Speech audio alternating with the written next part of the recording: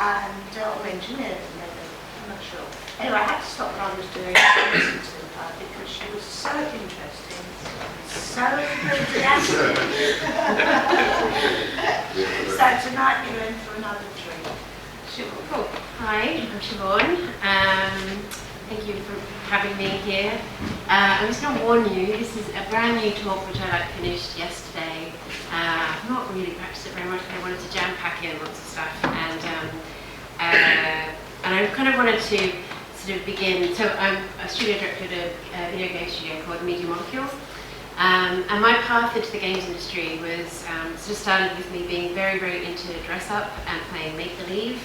Basically in the garden and in the swimming pool and in the kitchen and in the cupboard, and basically I just could transform any space that I was in into some kind of magical kingdom.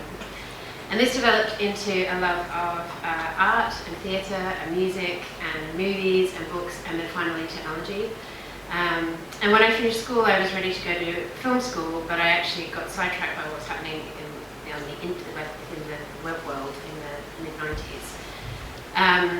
But then I came over here to England and I actually just really needed a job, and games were suggested to me, and I thought, that's a really interesting cross-section of loads of my interests. And so I started right at the bottom. I had lots of moments where I really wanted to kind of leave and I hadn't had enough.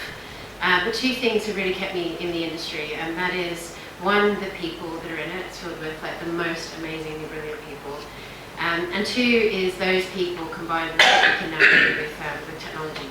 And that basically equals sort of unbounded adventure into all of our imaginations. So I don't know how many people in here play games. Can I just get maybe a show of hands? Oh, yes, awesome. That's the majority. So basically, the industry that I'm in and I'm a really big advocate for is one that is filled with great people who have a really big love for sharing ideas, creating new experiences and unflinching passion for their craft. So when I first started in the industry, I started at a place called Perfect Entertainment in the late 90s, and I was hired by my good friend Lucy Black to be an assistant producer on this film noir. And I stayed there for a pretty short time. It was an eye-opening start to my career. The next place I worked was this place, Criterion, actually with Richard here. I was again hired by Fiona Sperry, and I worked with her for 7 years. So we made driving games. We made a game called Burnout. It was probably the most popular game that we made at that point. When I started there, Criterion was a studio that was on the move. It was really ready to sort of take on the world and make a hit. It kind of hadn't made a hit at that stage. And I was lucky enough to be on the journey with them as they sort of moved from being a sort of technology company through to being a games company. And whilst I was there, I worked on Airblade and Burnout 3 and Medic Revenge, and then I left. And this is where I am now. This is Mediamolecule. So I'm currently studio director there. And I was lucky enough at the beginning, some of my friends there with me in the picture asked me to join along with them. So we've shipped 2 franchises, Little Big Planet at the top there, Tearaway that's in the middle. We're on our 3rd now, which is Dreams. We turned 10 this year, so that's a pretty cool achievement for us. It's the most enjoyable, but also the most difficult role of my life. I'm really proud of what we've achieved, I think it's great. I love it. Just like what we're talking about. Right. So you may have noticed within my first 2 roles, I was working for women. And actually it's sort of my vintage in the games industry, that were my era, that's quite rare. But for me, it actually meant that I worked in places where that's actually pretty normal. So I did not think that that was abnormal for a really long time. And so I never was really that active on the sort of women in games sort of side of things. And then I started to sort of get a few awards, and I started to feel like a massive fraud, because aside from being a woman, I wasn't really doing anything for women anymore. But I then read about, and I sort of was like, oh no, what do I do? And then I thought, well, I read about these sort of young women who were under 14 who were being put off technology. And it really took me back to being a teenager, and I was really into sort of, these sort of girl punk bands that I loved, and I loved going to art shows, and I loved watching movies, and I'd always sort of sought out female voices in the arts. And so I decided that what was useful for me as a young person was to see people that were like me. I was never afraid of joining in on things, because there were sort of people like me there, and I felt like if people needed to see people in the games industry that were more like them, then I should just get on with it. And especially because it is an industry filled with lots of very different types of people, I think that it's one of those things that, you know, our players are everybody, and so are the creators, and sometimes the creators are a little more behind the scenes. So back in the early days when I was starting out, my parents were massively confused about why I was getting into video games. They were really into, you know, the idea of making maybe board games, or you know, writing a book, or painting a picture, making a film. A nice arty one, that would be great.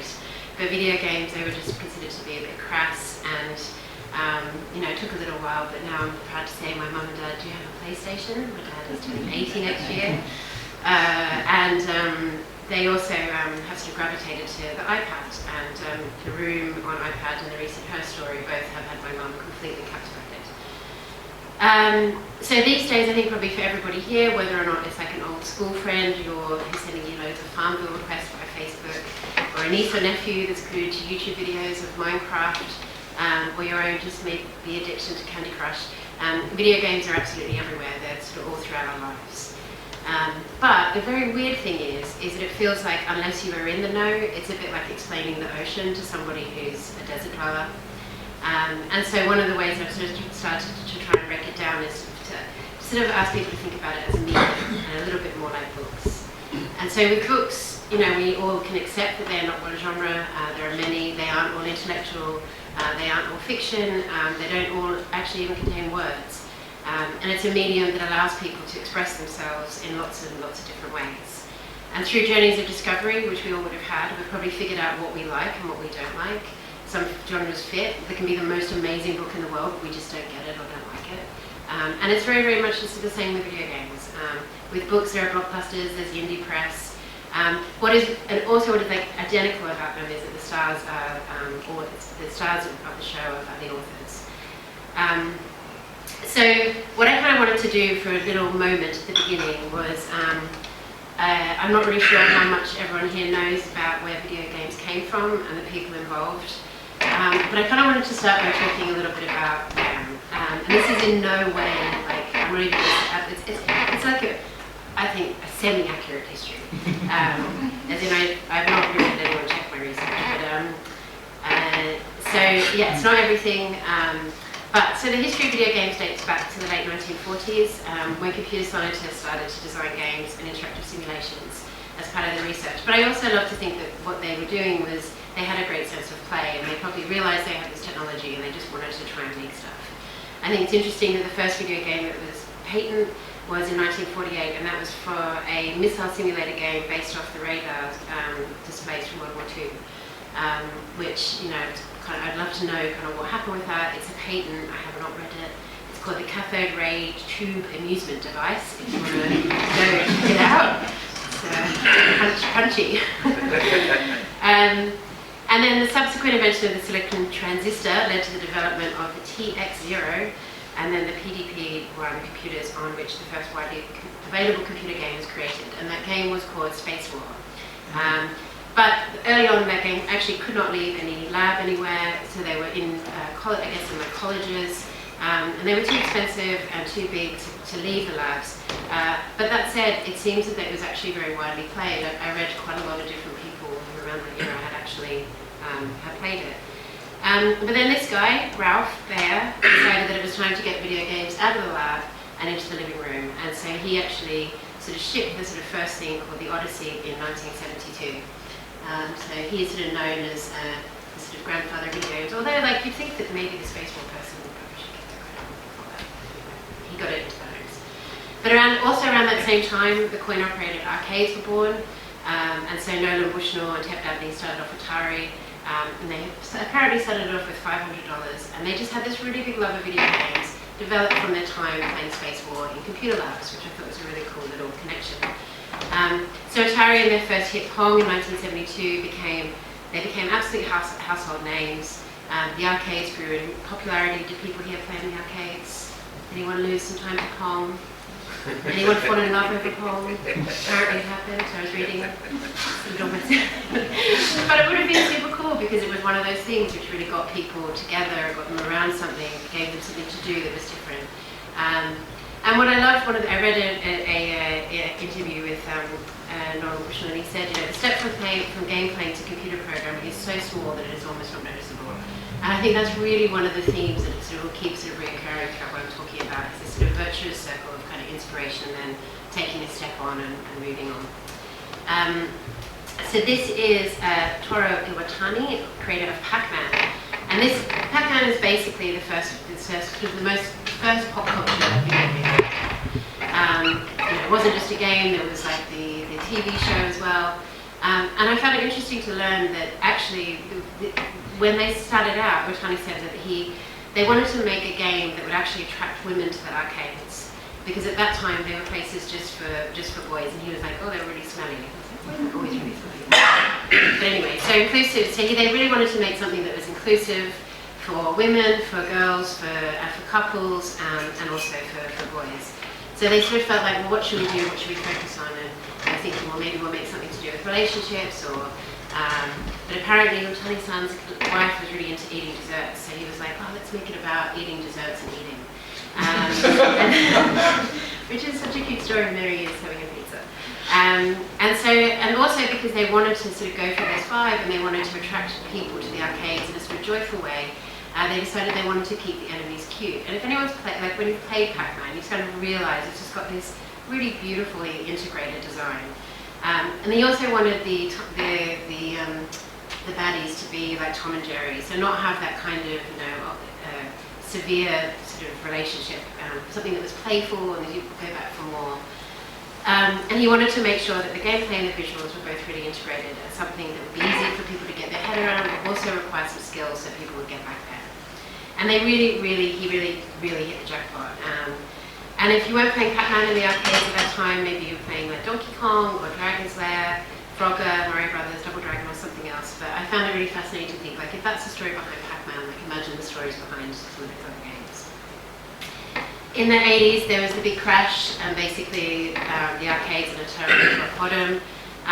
But that basically, you must know this screen. This is such an important screen. And so the arcade era was taken over by the appearance of affordable personal computers and gaming computers such as the Commodore 64, the ZX Spectrum, the Apple II, IBM PC. And this basically allowed for the creation of much more diverse gaming experiences as well as a more widespread global awareness of gaming as a form of entertainment. But what we really have from this point on is the ability for people to be able to start making games. And that is on a fairly widespread sort of rate. So, and the Commodore 64 sort of really stood apart as being arguably the easiest to use programmable computer that's ever been made, kickstarting the careers of many programmers, designers, and games creators. If I had $1 for every one, probably the same of people who really started out in the industry because they played around with the Commodore 64 I'd be rich. But the following 2 decades of the 80s and the 90s were an absolute explosion for games. Genre after genre after genre moved from being physical to the digital. Have we got any D&D fans in here? D&D? Ah, yes, good. So obviously things like Ultima, I don't know if I was in there, very influenced by D&D. And that's something that I think is very common within the games world, knowing people who sort of come from that background of like really being into D&D, and obviously, therefore, it was one of the very first sort of big genres to get cracking on. And then we've also got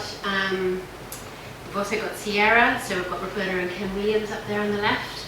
And so they basically, they really created a bit of an empire. But they started off from a really interesting perspective, and that basically came from them playing a game together, and then Roberta, who was sort of more of a self-proclaimed storyteller, playing this game and thinking, and it just wasn't able to leave her head. And so she apparently booked dinner with her husband the next evening, and he was like, what's going on? And she just was like, I have this idea for a game. He was a programmer, she was a storyteller, and together they sort of built this empire together. which I just think is just one of the coolest stories, because it basically, when you don't know how to do something, or you don't know if it's hard, or you don't know things, you sometimes just get on with it, and they're a great example of that. And what she said was, what intrigued me as a storyteller was the fact that this was another dimension beyond a book or a movie that you can interact with. And it's still the case to this day. Like, there are things that you can do in games that you can't do elsewhere. So, and we also have Bullfrog down there, and Populous, and lots of stories there, but obviously amazing for the British games industry. Also, we've had lots of things going on in the console world. So Nintendo hit the scene, and we also had SimCity start out, and I thought, there's an interesting sort of parallel there. Like, why was SimCity built? Well, it was built because Will Wright's house burnt down, and he basically sort of felt that was really interesting. That was something that became very interesting to him in rebuilding his life. And so he sort of found some solace in this idea of building a game that was all about building your own world. And obviously that game has been incredibly influential. One of the games that it was incredibly influential for was Civilization. And Civilization, I always think, is one of those games that is, when games are in the press and getting a hard time, people forget about games like Civilization. Sort of kind of hardcore history games that so many people absolutely love. And it was inspired by SimCity, and then he saw that, and Populous actually, saw that there'd been this sort of god game genre had been invented, and just sort of thought, wow, I can do that, I can actually, I've got ideas. And also then we have around, this is sort of, where are we, the 90s, we've got Grand Theft Auto. But amazing to think that from Space Water here, we're not really that many years on, and we've sort of just got this explosion of genres. And sort of by here, we've got like real-time strategy games. We've also got the first-person shooter starting up. We've got puzzle games. We've got horror games. We've got space games. We've got like all sorts of things. And we're only really in the 90s. So by the 1990s, it's clear that there is absolutely no ceiling. These games are not going away. They can just keep growing, doing new things. And I actually joined the industry at that stage also. So obviously, it's just like awesome from then on. Yeah, so, and then the noughties obviously saw PlayStation 2, 3 and 4, Xbox 360, Xbox One. The MMO games became more sophisticated, peripherals like the Wii, the Moves and the Kinect. Games like Warcraft, Guitar Hero, Shadow of the Colossus, Minecraft, Gears of War, Bloody Planet, we'll come back to that. But again, one of the games that I like to sort of talk about is Train Simulator. It's another one of those games where it really brought a hobby to life for people. And the simulated games market is just never ever really gets looked at, because I guess there's other people busy talking about other things. But I think that this is what's amazing about the industry. It's amazing that if you want to play a simulated game of a train or farm or flying, you can do that. But also, if you do want to be Nathan Drake from Uncharted, you can also do that.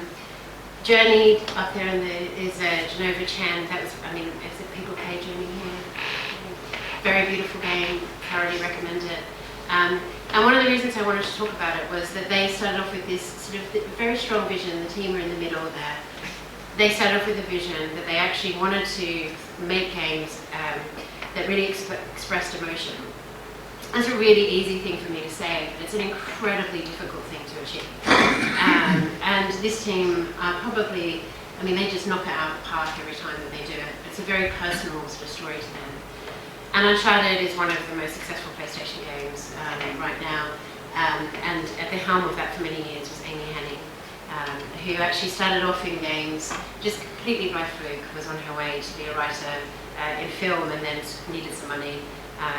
Got some freelance job, and once she started, she actually had a kind of similar experience to Roberta Williams, where she was basically like, wow, I can apply all of those things that I thought I'd apply to film, I can actually apply them to games, and the player will have agency and be able to sort of be in charge of their world, very like being a dungeon master within D&D.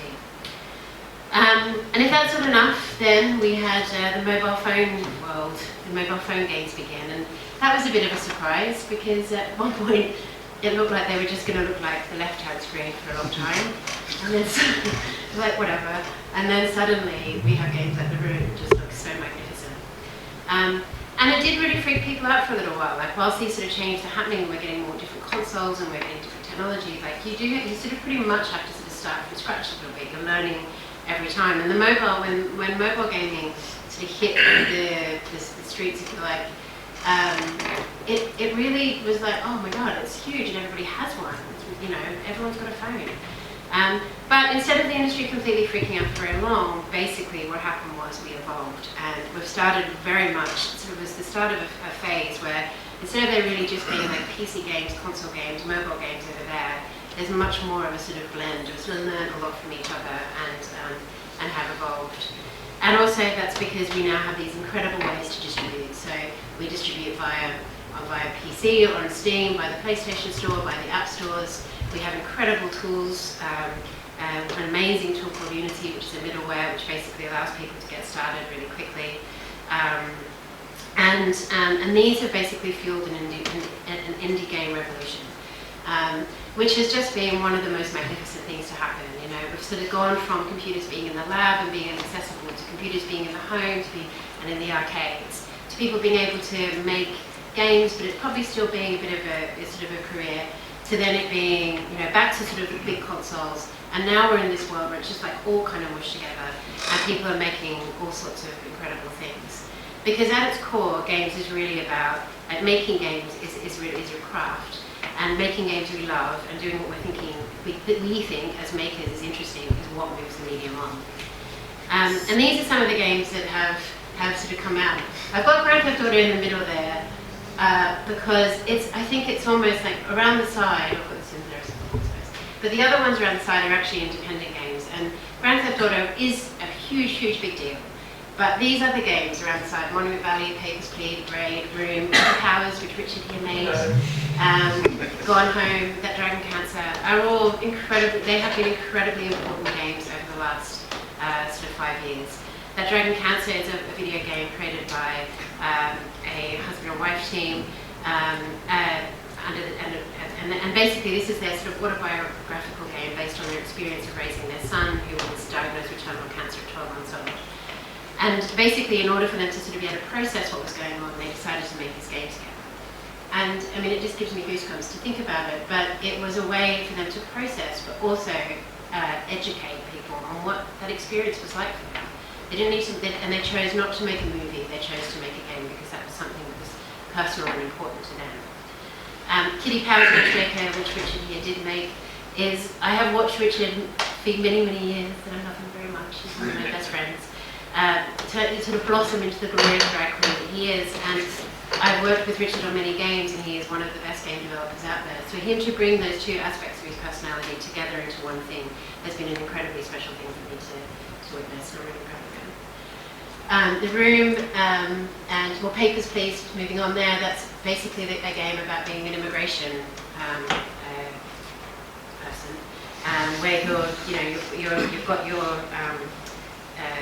people coming through giving you their passports, and you have a little thing that you need to check. It's like, do they fit the criteria? Have they tried to fraud? Like, are there any mistakes? And you only get like a certain amount of money every day, and you have to feed your family and also sort of their costs. And it's like so cool. Like, I really recommend playing it for this very simple choice every time of, do I let this person in with the mistake, or do I feed my family? Or do I do neither? What do I do? And it's a game that will stick with you. And what I loved about when this game came out, it came out at a time when there were so many big blockbusters. Like, it absolutely swept the charts, it swept all of the awards. Same with Gone Home. Gone Home is another really important story about a young woman coming home and discovering a family secret. I don't want to give any spoilers because people have broken their plane.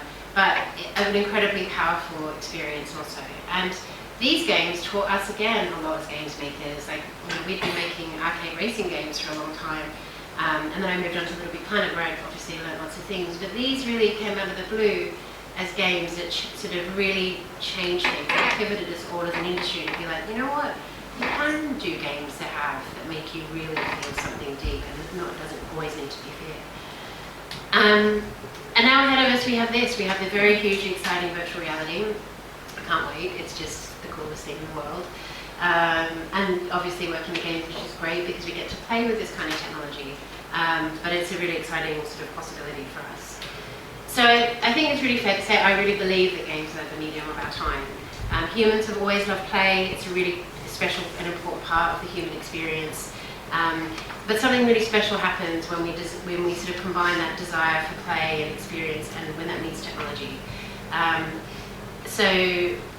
it's also a very lucrative industry, and so it's one of those. It's as of 2015, the global games industry generated over $90 million worldwide, and it's set to break the $100 million mark. So it's got no signs of slowing. So this is also happening at a time when it isn't just about blockbusters; it's about all types of experiences. It's also really good for Britain, but it's a bit early. 70% of the British population play games, so that's in the 8 to 74, and that's over 33.5 million people, with just over half of them being female, which is one of those stats which is just great. And if you look at the generation of tomorrow, the 8 to 15-year-olds, it's 99%. So there are roughly the same number of young gamers as the entire population of Lebanon. And then gaming is actually one of the UK's most unsung industries. There are almost 2,000 studios here, providing jobs for about 12,000 people. It's also the home to one of the biggest success stories. Another little fact is that if you combined all of the series that Rockstar made, Grand Theft Auto has sold 220 million units, and it's apparently the same as if you combine Michael Jackson and Stevie Wonder's total lifetime record sales combined. And it's increasingly successful at the mobile market. I'm just pimping mobile. Okay, so and higher education. This is Hogwarts. I don't actually know where it is, but it is Hogwarts. I thought, magical people. So anyway, UK higher education is a really strong supporter, and so there's a lot of students coming through games now. So not only is it something that's sort of just a great thing, there's a good career in it, it's also very lucrative, it's a great business thing, and it's starting to really sort of generate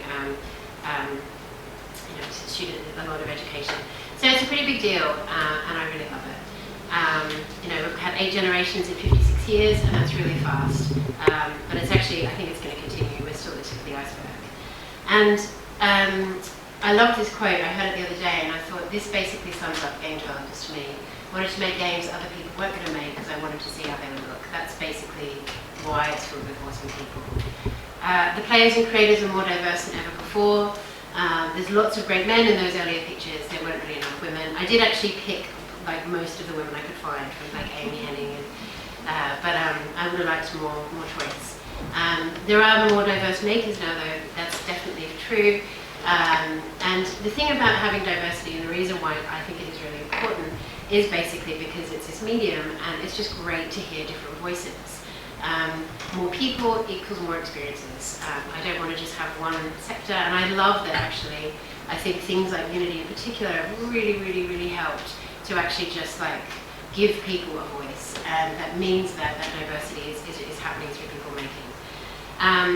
But there's a lot of work to be done, and I really want to help with that work because it's an industry for people who want to build what's in their imagination. And I really want to experience new genres inspired by something that I haven't played yet, that gives me a perspective that I've not experienced yet. Papers, Please is one of those ones where I think it should kind of be mandatory for everybody to play at the moment, because it just makes me think, that could be me, that could be anyone. How do you make these choices? And I think that's important. So I'm just going to dive a bit into Mediamolecule now. So that's kind of the one part of the talk over.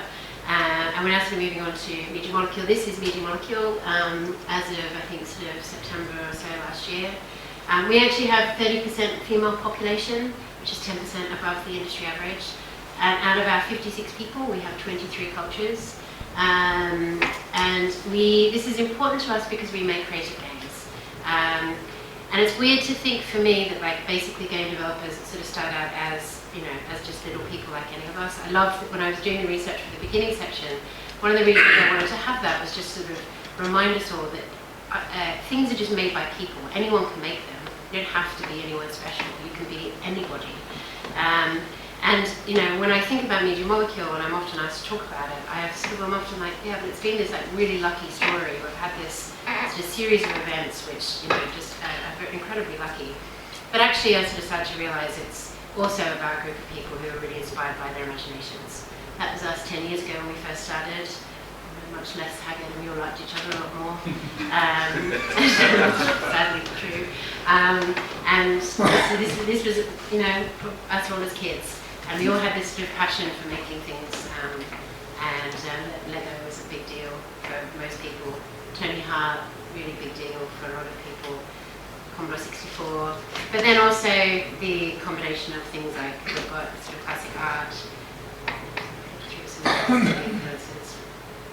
and these are all the things that when you're like basically mixing it up, and you're like, what makes Mediamolecule? All of those things you just go in a pot and you stir it up, and this is probably one of the biggest things. Is we're all really curious people, and we're ready.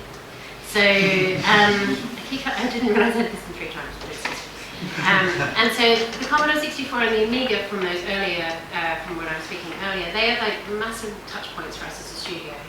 Our creative director Mark Healy started out as a young boy at Ipswich, really wanted to sort of make games, and he was given this, or play games, and he was given this Commodore 64, and it completely changed his life. And he probably would not be doing what he's doing now. Done things like demo coding, and Rex Crowell was really ill and bedridden in bed and played with his Amiga and started to do digital out there. But all of these random experiences have kind of formed us and formed our first game. And this is our first game was called Little Big Planet, and was made by this group of people, and it started out like this.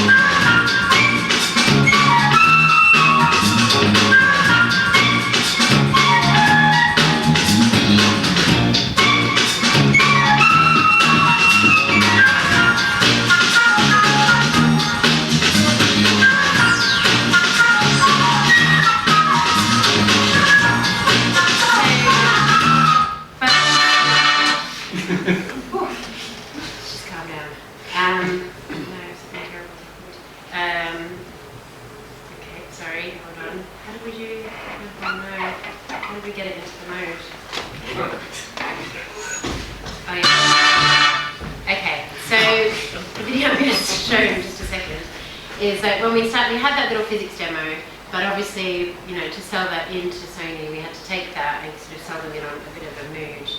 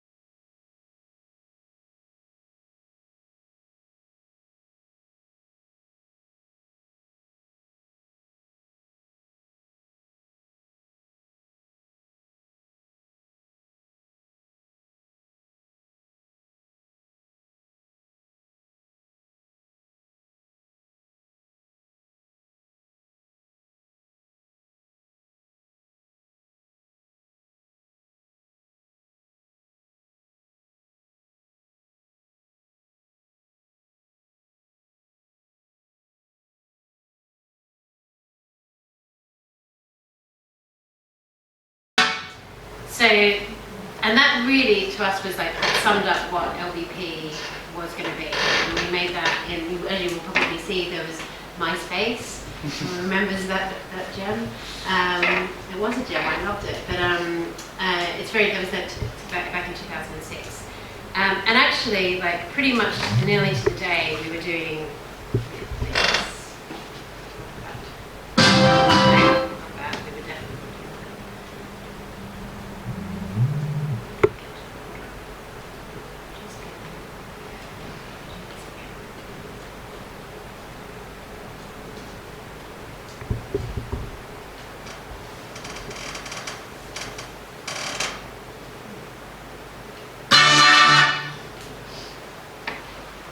Okay, that does not seem to be working. So at this point we were doing a milestone. So today I'm showing milestone 5. First to briefly recap milestone 4. The goal there was to get the full game flow in place. So we had all the mechanics, we had the tools, we had jumping, we had a second pass in the level, we had art, we had sound. But a lot of these things were still quite crude and didn't come together. We didn't have any nice rendering. And the video was at a very crude and early stage. So this milestone, we've brought all these elements on a lot further, still not as far as they need to be for the final green light, but in the right direction. So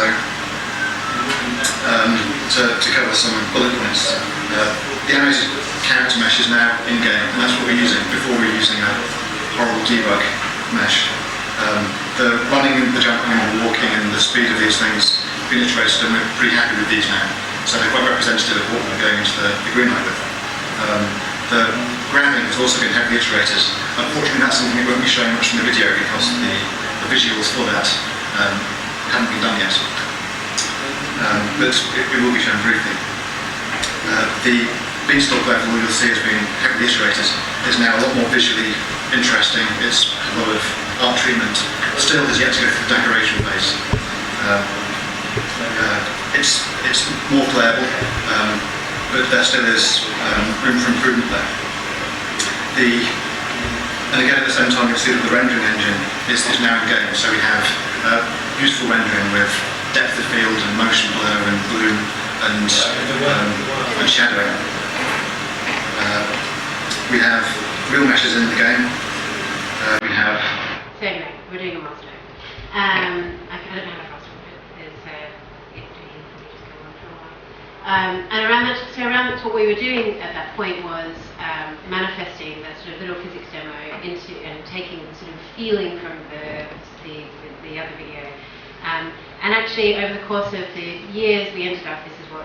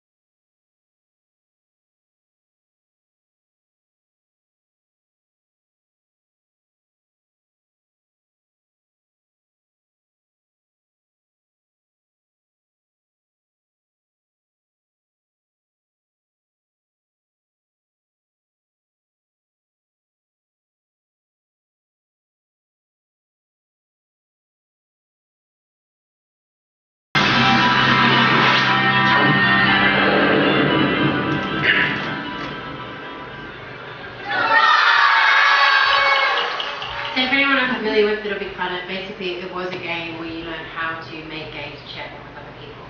But when I look at those videos, I basically just see, I just see our team, I see everybody's sort of interest from being young people all the way through, and just sort of that passion for sharing.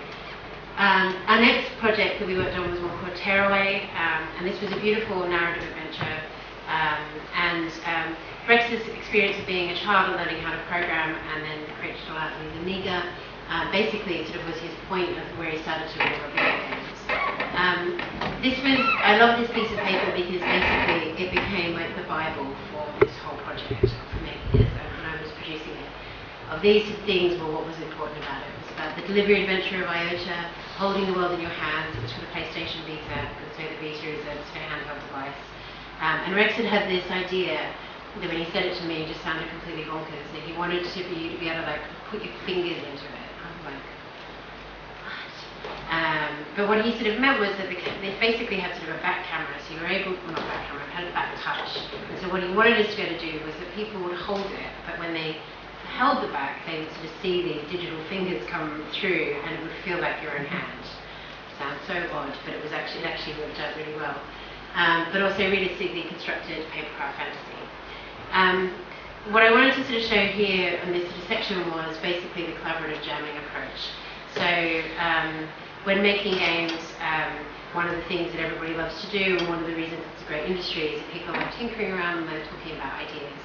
And many of the ideas that end up in games just start a bit like this. A mega player. I was trying to think how we could do the recording voices in a good way. So this is his megaphone object, and if you hold down this button, he holds it above his head. You can actually just talk into it. So, like, cabbages. And then when you press this button,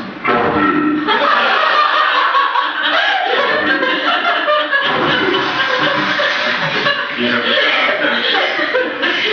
Yep. And for, oh no, hold on, one again. No. Oh, okay.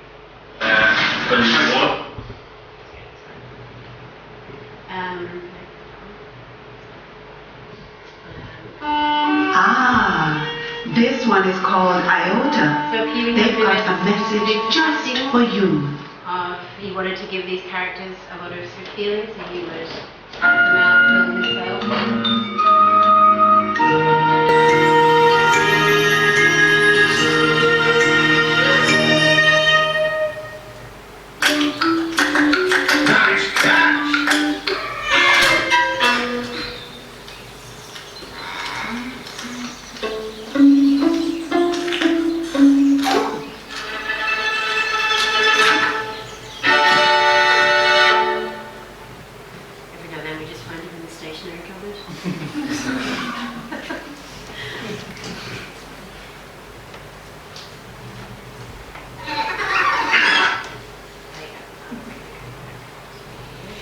And this is what the game ended up looking like.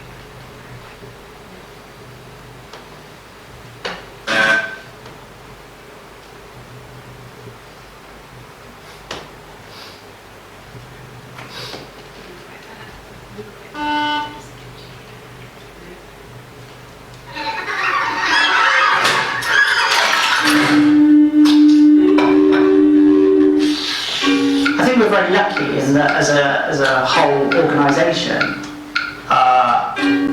we make hardware and software, and there's a great opportunity to really make the most, really like celebrate the hardware that we make through the software.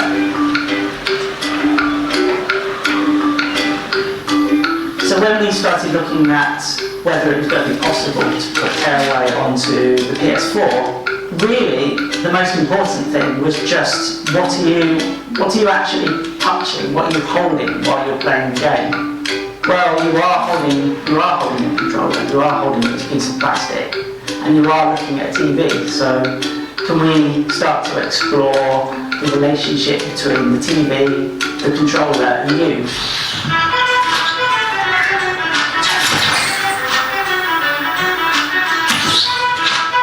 Potential was there to interact with the game in really unique ways that other hardware wouldn't necessarily allow you to do. The DS4, which has lots of different inputs that we could explore more gameplay potential with, and the touchpad as well. I love doing these sorts of making things react to the player, because quite often there's no real interaction to make. Terror is all about you being there and interaction, so it all came together.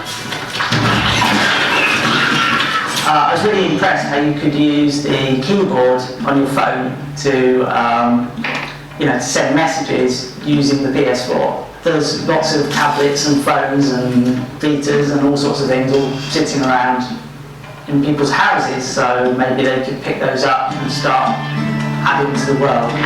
Select a car, controversially. Then you'd like tap them to send them to the game. The other thing that I'm most excited about as well is seeing what people do with the share button with Terraway.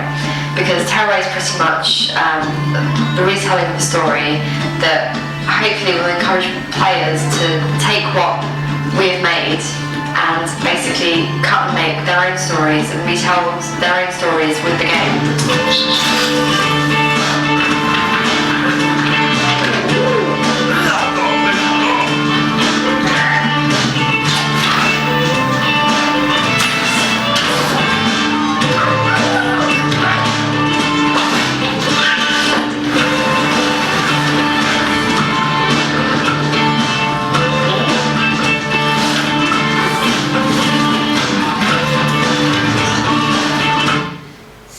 I missed probably a video. That may have been a little bit of a confusing section of projects.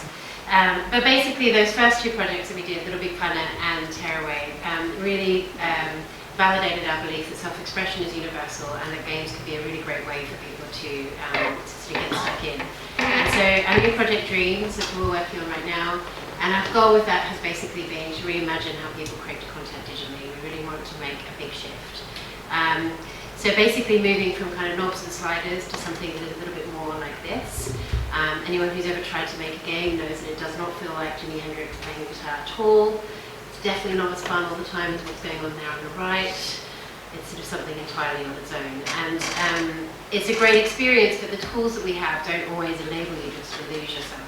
And one of the things that we've really wanted to do with Dreams is make tools where people can actually lose themselves and just sort of get into that point where they then start getting into making happy accidents, from those happy accidents and creating whole new things. We've been showing Dreams over the last couple of years. I'm going to show I'm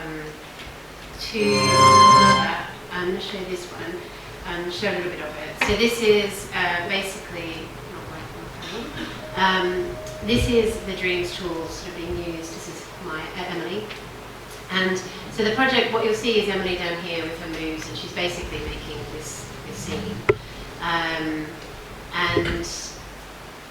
one of the things that's really great about this scene was that it was something that she just came up with.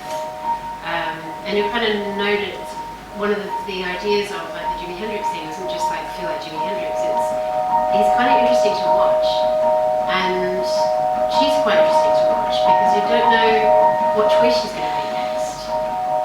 And that's one of the most interesting things about watching people do anything is you don't really know what's in their head and what they're going to do next.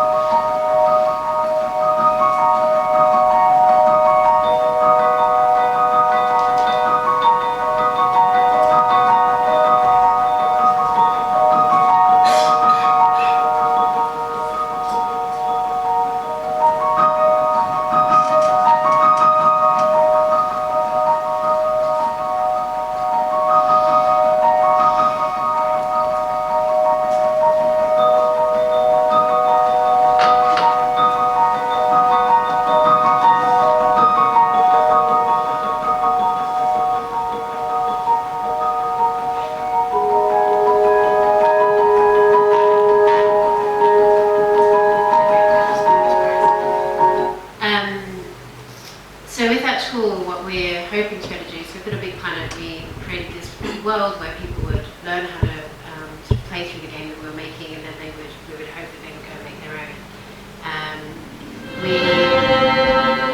We did a little sort of jam last year on making little movies, and this was what we ended up spending what was in everybody's hands.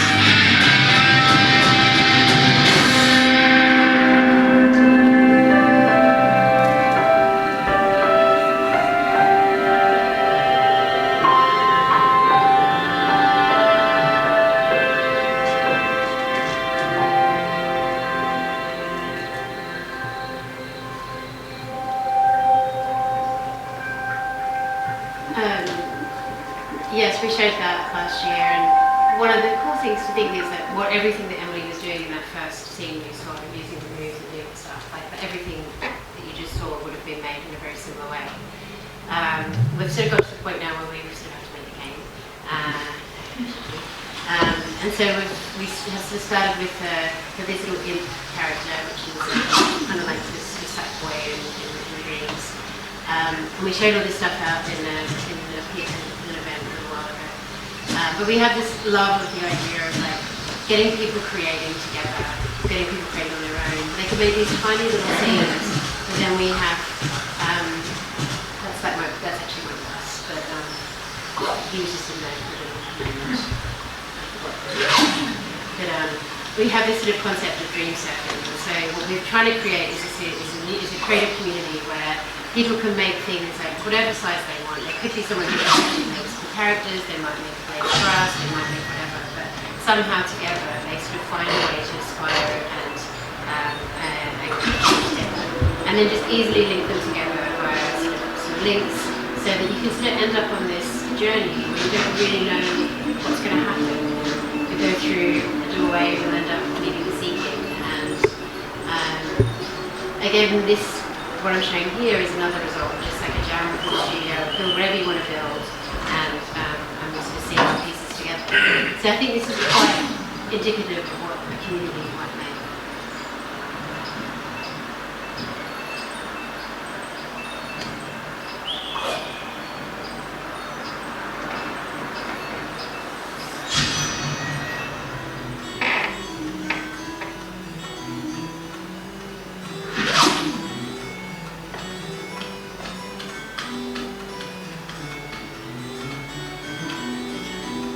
And this is interesting because it is made with all those same tools.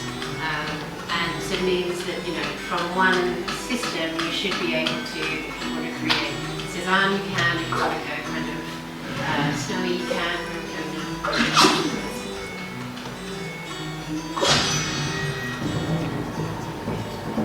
If you're into games, you may want to make it that.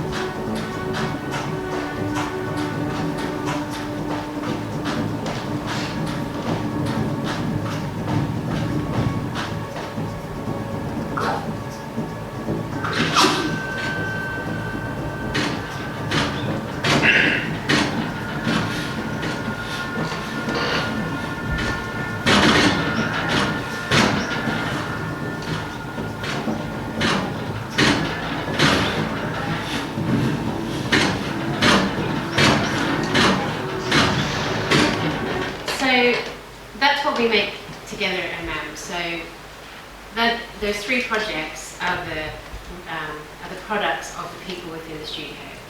And I kind of tried, I don't know if I successfully, was sort of trying to show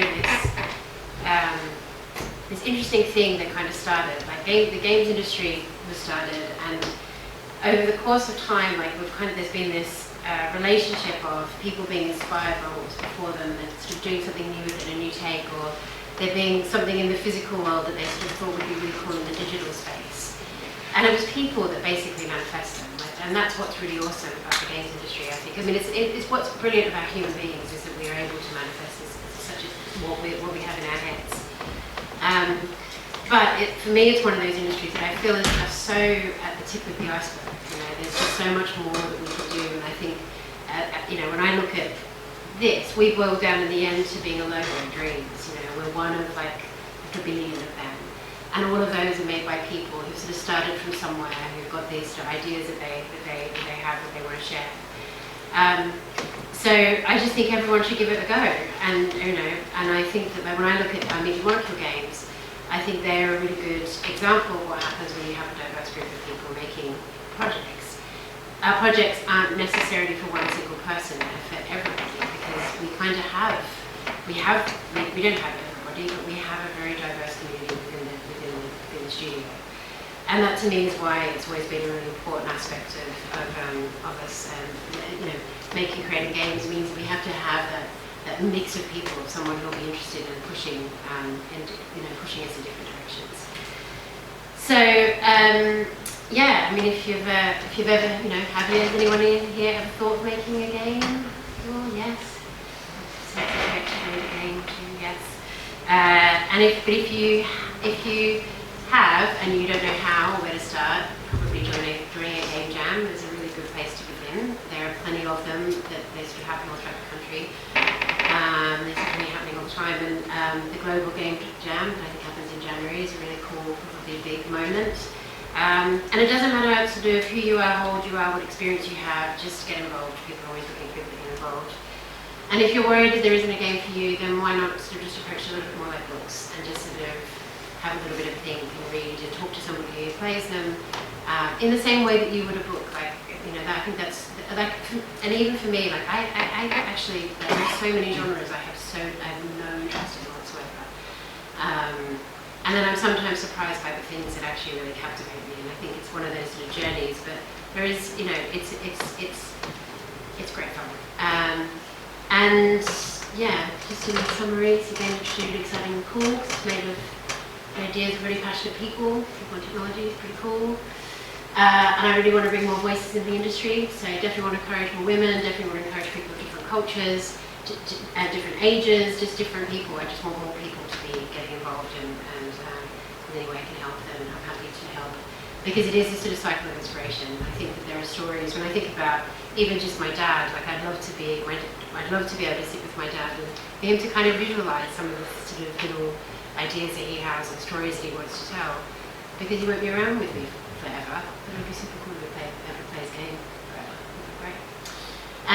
So that ends the everything, and it's probably quite a sort of tour of lots of different things, but hopefully it was in some way interesting. And got any questions? I don't know if we have questions. Yes, questions?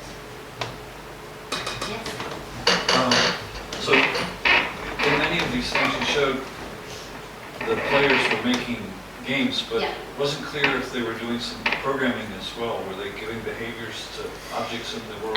So in Little Big Planet we used gadgets as a logic system. So we have everything we had a physical analogy. So it was a world made of craft materials. So like, you know, sponge behaved as sponge, and so in order to program that, we actually made a gadget system, which was basically kind of like visual programming, and it got very interesting and very complicated. People did all sorts of things. We had like calculators and pianos and all sorts of things. Are you using your own engine, or are you using Unity? We have our own engine, but we prototype in Unity. Why not use Unity? Is it not Alpha? We just like running Eurotech, and we have that's kind of a raised industrial coating, isn't they? Just but like it has got us out of the pickle. Like every now and then when we really need to prototype something quickly, we go to Unity as a go-to. It's amazing. You're working on it. You're working on it. Oh, no, this is the original t-shirt. The original t-shirt. Holy moly. Well, the t-shirt's quite new, but I played the game when it was out in 80s. Yeah. And I offered to design some spaceships for David Broden. But then went off and did something else. And we're going to do another one, but I think Oh no, I think that's still. we've got the new one now, Yeah. which is awesome. But Yeah. Cool. Any other questions? In intrigued, if I understood correctly, you can make up your own little straw. You can, yes. So do you have sort of building blocks that you choose from, like you do in Minecraft?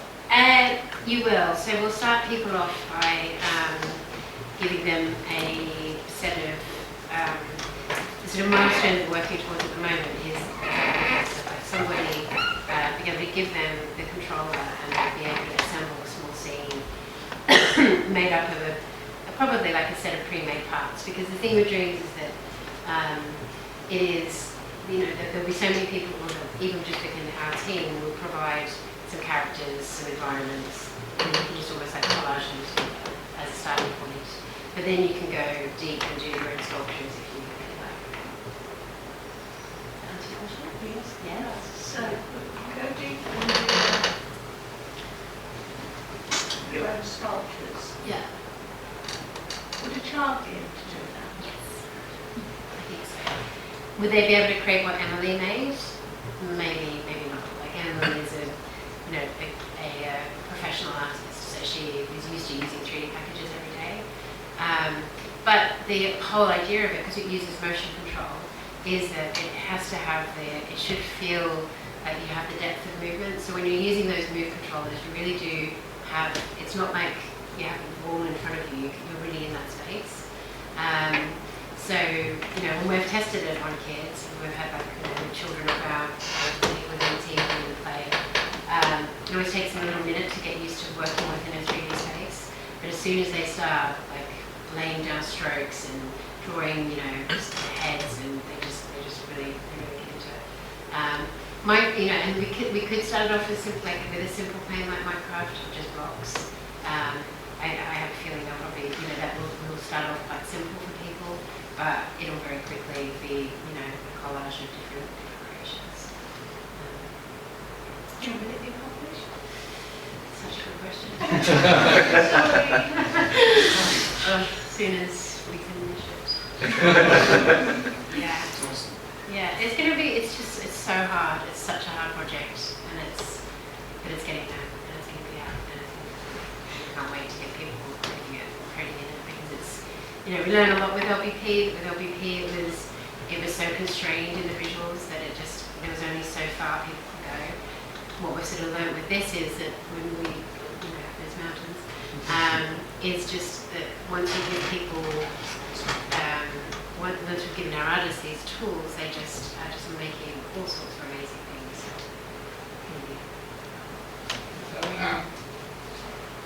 You can go. I would like to ask you how you intend to do the behavior logic. Is it going to be something like in Project Spark from Microsoft, where you can define It's another really great question. That is basically what we are iterating right now. We haven't reached the point where we have the final logic system. So yeah, at the moment we're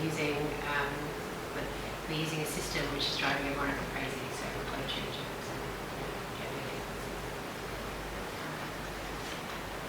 When we publish the game, we'll be looking to create communities that people want to join, I would guess. I mean, obviously don't give anything commercial about that. How are you going to do that? To trigger the interest and build the communities? So we have already started. So we do Twitch streams every 2 weeks. And so Twitch is like this new thing that, you know, when we were doing LBP, kind of in 2006, it was like MySpace, and now we have Twitch. And Twitch basically is where people sort of broadcast stuff that they're doing. And that is already we're gaining sort of, you know, a momentum of people who are watching that and kind of getting involved. And from that, we're also going to, we're starting to almost like curate a very small starting community, because we need to be able to get it into the hands of people who don't work at Mediamolecule, in order to be able to kind of get a sense for how they use it. Like, we're all so used to each other, we can see each other. And so that's one way we're doing it now. So pre-release, it's about sort of showing people, some people coming into the studio, getting people started. When it comes out, that's always like the $1 million question. It's like, you know, when we were making Little Big Planet, the day that we went, we did our beta trial, which is like, you really meant to do very early on, or, you know, you meant to do it before the discs had been really pressed. But we just didn't have time, so we basically were doing that trial like after the point where we could really make any changes. And I'll never forget sitting in our room just watching, like, we knew that it would take at least half an hour to get through the first bit of content before people would actually be able to publish. And we were so nervous, like, would anyone create? Because all throughout the development, that's what Sony kept asking us, is like, how do you know people are going to create? How are they going to create? And we were like, we believe they will. They'll create things. And then like that night, just gradually we started seeing these little badges pop up. And we're like, oh my goodness. And so in some ways, those people found us. And so it'll sort of depend what happens. It's a bit like with any game. It's a bit of a risk of like, will people like it? Will they play it? What do you do if they don't? But we believe that, you know, there's a lot of really brilliant, And then when we do find them, then we sort of bring them on board with us via a great community manager, and we have different events sort of over, different games events, and at those we always sort of put on little meetups for our, pretty much like a group, like, you know, like any group, even this organisation, it's pretty much like that. You find it, put events on, you sort of keep people interested in special things. That's your question? Yeah. One of my favourite games from the last few years was Life is Strange. Oh yes, that was great. I just played that. And I read an article, an interview with some of the makers, and they said that quite early on in the process, some bean counter came along and said, we like it, but can you make the titles male? Because they just didn't believe that a female-centered story was going to sell. Yeah. And I mean, I agree with everything you said. You know, the industry is getting more diverse. Conversations keep happening, events like this keep happening, and that's all fantastic. What is there anything else we can be doing to combat that message that comes that says, you know, it's still a boys' world. Yeah. If we put a female protagonist in, then they're not going to be interested, and it won't sell. Which isn't true. All the statistics say that's not true. No, I know. How do you counter that? I know. Well, I think the most excellent thing that's ever happened is, because there were points when we would go to marketing meetings, and even with Tearaway, I'll never forget sort of being like, why do you need a girl? Like, why does it need to be one? And I'm like, why do you exist? And you just, I would think that's such a weird question. And one of the reasons they were saying it was they were like, there just isn't this market. There's no women playing games. And I think I think there were probably huge numbers of women playing games prior to the mobile revolution. But the mobile world is so into stats and numbers that they provide us with so many positive numbers all the time. And I think that I know that that's changed the conversations that I now have. I don't think I would have that conversation about why a female anymore. But I think also having games like big teams doing games like Horizon with our only character for the new Guerrilla Games title. I think we've just got to keep on, like, when I think about what we do, one of the things that's really important is just the unconscious bias. I was just trying to remember this story, but when we were making, even in the studio, when we were making the Tearaway, I was unsure about why we ended up with a male character. Like, at one point it was just, and I was sort of, every meeting we would go in, we would just be, and even with Dream, sometimes like a character could be a cup, and it's always a he, and I was like, this just gets really frustrating, because that what happens, I think, is that the best people that I work with, the loveliest people, they will, in a meeting, the cup becomes Mr. Cup. Mr. Cup gets written down as a meeting note. Suddenly, a completely genderless thing became gender. And it became a sort of biased gender of the group, as opposed to it ever being a decision. It was never ever a decision. And I realised that it happened today at work, and I was like, how did we end up with, like, I don't mind this character, I love it, it's cool, but just what was, like, when did the other one get thrown out? And I realised that this sort of unconscious bias is everywhere. And one of the first sort of bits of training that we've organised this year in the studio is unconscious bias training, because I think that, you know, I don't know how to change other places. All I can really do is focus on the molecule and figure out, like, within that, if we're doing everything we can there, then maybe we can sort of be, you know, we can sort of show that it can be done. And I thought it was really interesting that even just like when Kojima came around, like we've had all this press this week because this big deal in the games industry came around, and he's working with Sony and came around it. And I don't know if he's ever really said incredibly positive things about women. We shouldn't go into it. But anyway, and when he came to the studio, he was really remarking on the diversity within the studio. And I was like, people like it. They always like diversity. People like playing female characters. We have to just always kind of have the blinkers on and not listen when people are saying it's not profitable or people don't want it. And for people, when they're having those conversations, I think it's really useful to have those numbers now, to be able to say, look, 50% of the audience are female, so on board.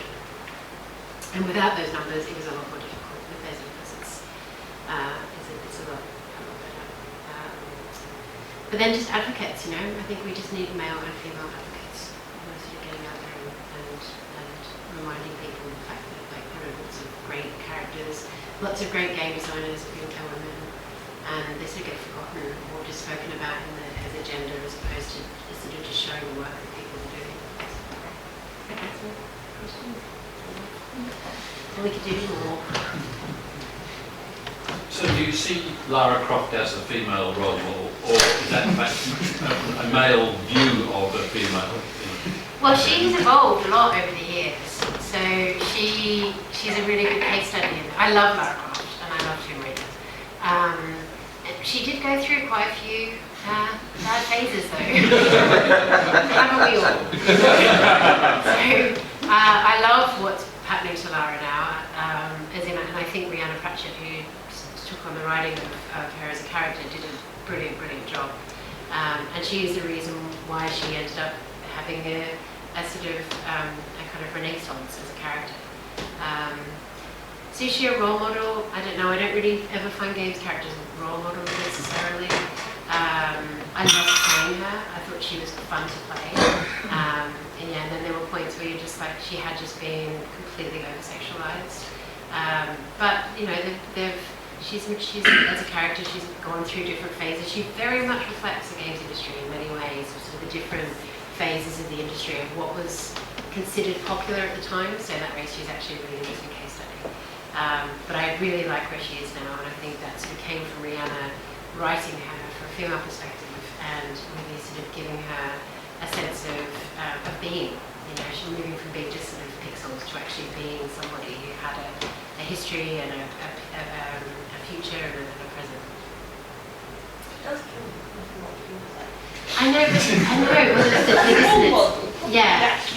No, I know, it's so bad. I always just think that they've got, like, there's this game that's somewhere, I don't know, it's never been made and would have been made because it's crap, but it's just like all of the mercenaries in these games must be on like amazing packages. Because it's so ridiculous, like they just follow people to the end of the world and they're like, what? She just would never do that, that's so dumb. But yeah, she does, she feels it's great. She's a treasure.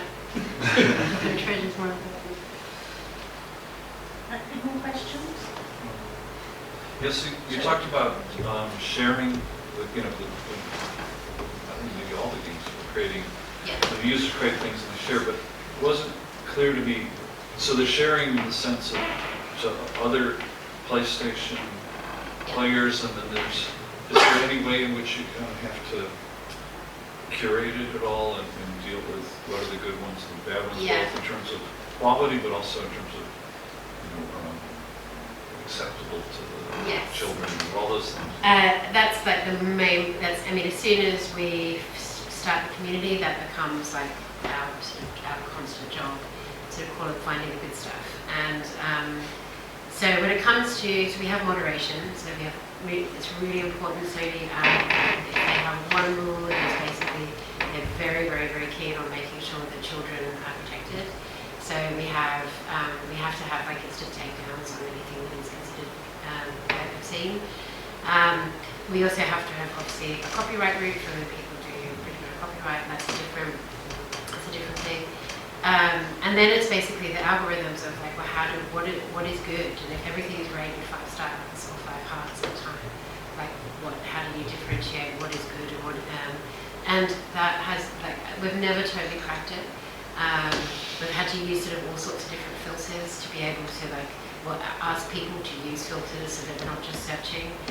So we went on like, we ended up using the combination of like numbers of plays and the heart rating.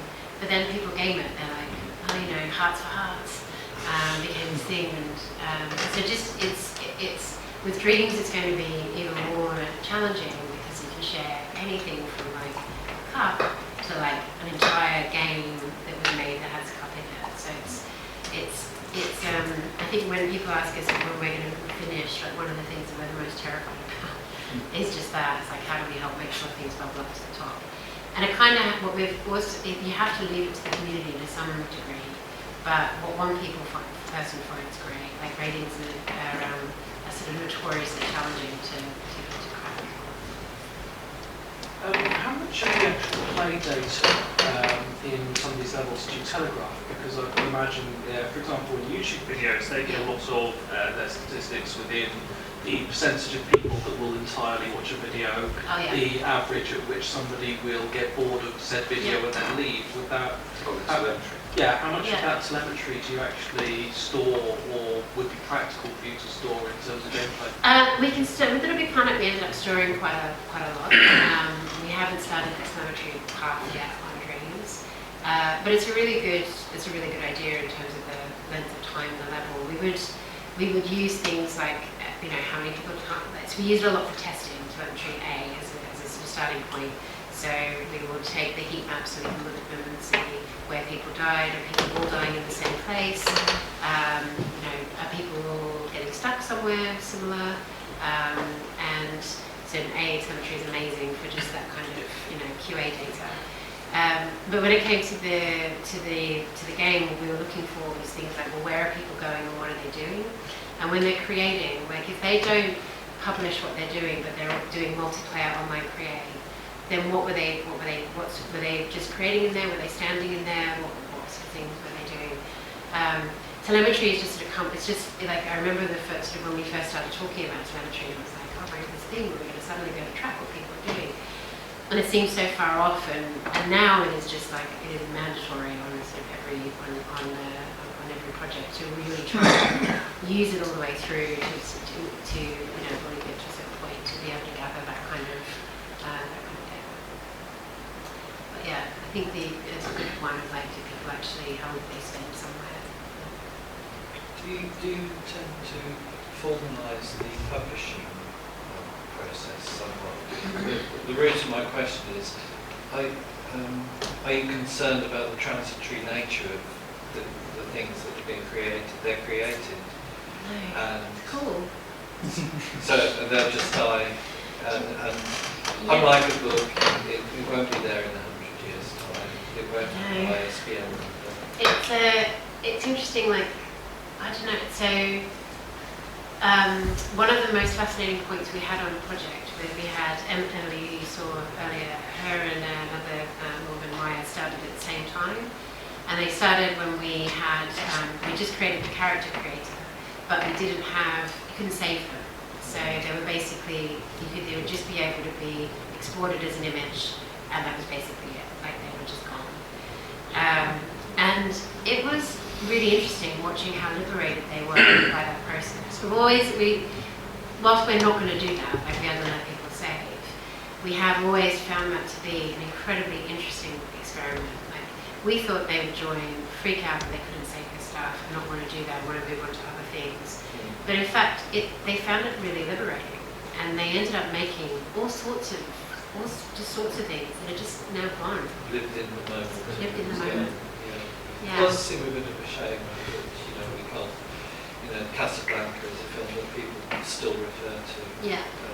I think, and will look.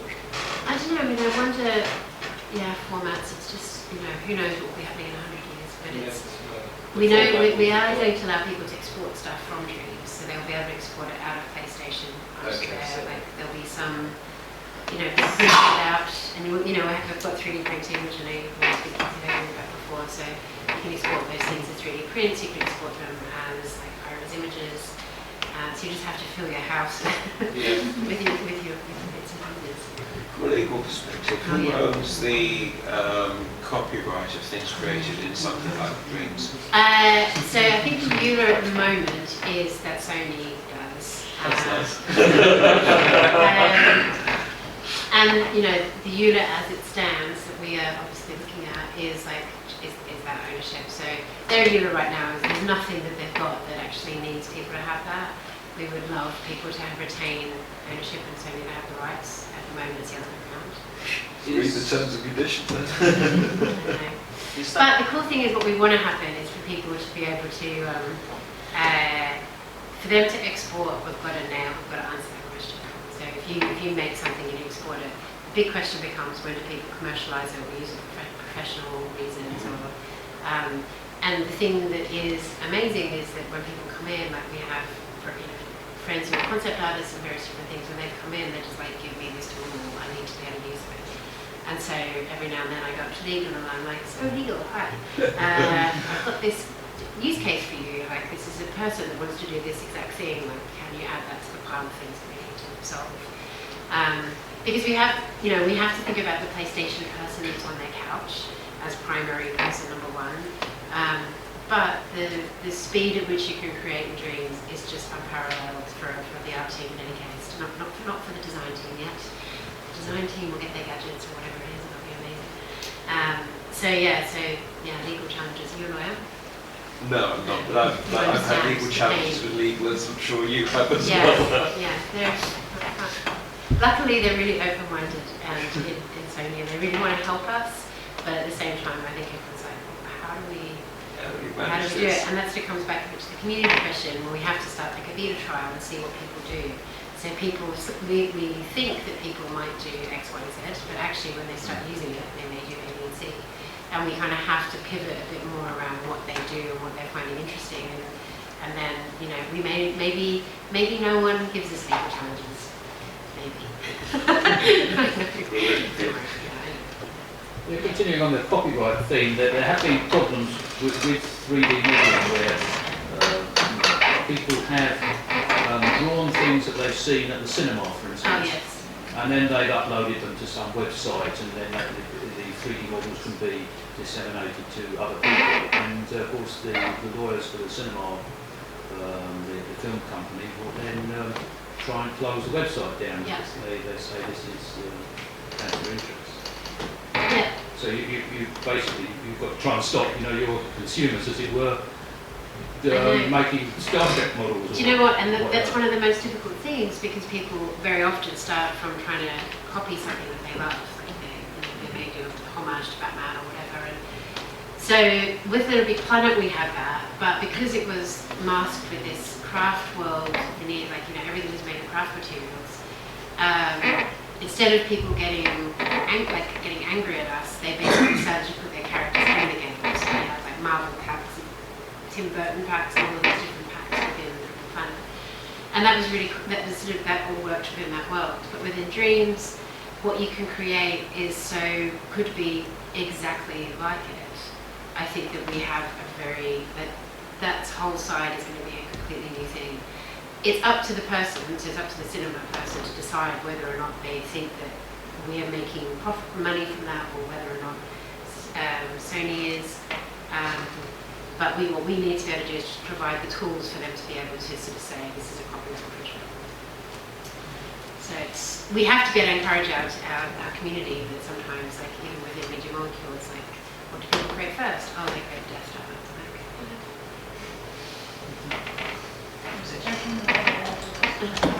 I was wondering, this, back earlier on in your talk, you cited a lot of examples, things like genetic, this kind of this spurring of the revolution, as it were. Yeah. And I find that interesting because a lot it's generated a very much a critical revolution for how we interpret these, how we write about them. I think we're talking about Jason Campbell for Journey. Feminist readings have gone there as well. I wonder how things like dreams, how you situate yourselves within that, because a lot of those experiences are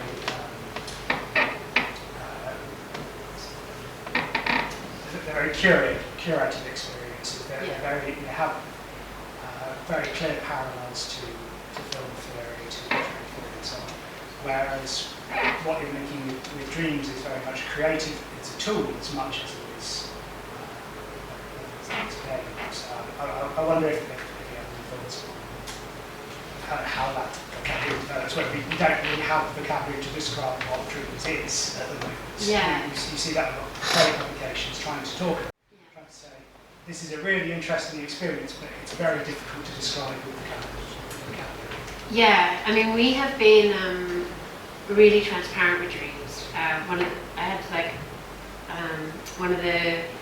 At the PlayStation 4 announced a press conference in New York, we showed the very first early sculpting tools of that. And then we showed the movies, and then we showed some gameplay. And all along the way, that's definitely happened. People will be like, what is it? And how does it fit into, how do you describe, is it a game? Where is the game? We're talking about games, but is it one? And I feel like people will make experiences like gone home, and they'll make, maybe not, I'm not saying like they'll make it their personal story, and they'll be able to make these personal stories, and that's what dreams are really, if anything, really made to be able to make pretty simple. I don't think, we are tool makers in many ways. We've kind of had to get to grips with that over the last few years, of that we're not a studio that just makes one single game. We love the idea of giving people tools to make things. And even with Tearaway, which was really meant to just be this sort of linear small story. In fact, it was meant to be something else, but we ended up there. We were really proud of it. But even within Tearaway, we just couldn't stop ourselves from being like, we have to be able to create things, because we just love that. That's in our DNA. That's what the studio, everybody in the studio kind of wants to do. So when we think of that, when we very first started out, we had this goal of being able to work within a genre we were calling creative gaming. And I still think that that's very much where we sit. We sit in the genre of creative gaming. There are now many more games that sit within the genre and push creativity as part of the gameplay. But we are, almost more of like the LVP video that you saw, that was sort of, I started to play with the term of a platform for games. And we sort of see that as dreams itself is basically a tool, it's a community, it's a whole load of content. That could be games, it could be movies, it could be music, it could be all sorts of things. And you sort of go there and you're able to express yourself and experience the dreams of others. So it's until, like any game, until you have it at the end, it's so hard to exactly know what it's going to be. We are actually making a thing. So LVP, we always have the MM content, and we are making that right now, so we'll be able to show people, and then we'll go, oh, it's a game. But it's one of those really big challenges, because I think that we thought that maybe having made LVP, that people would understand that you have the tools, and then with those tools you make these games. But it's really confused people to start from the tools end, and people will be like, but are you actually ever going to be playing a game or making a game? I kind of hope that we're being transparent, and the next things that we do publicly will be showing the gameplay, and hopefully that will kind of be the sort of missing piece for a lot of people. What can you do with it? Last question. Get all questions out. Thank you, you've done this much. Thank you.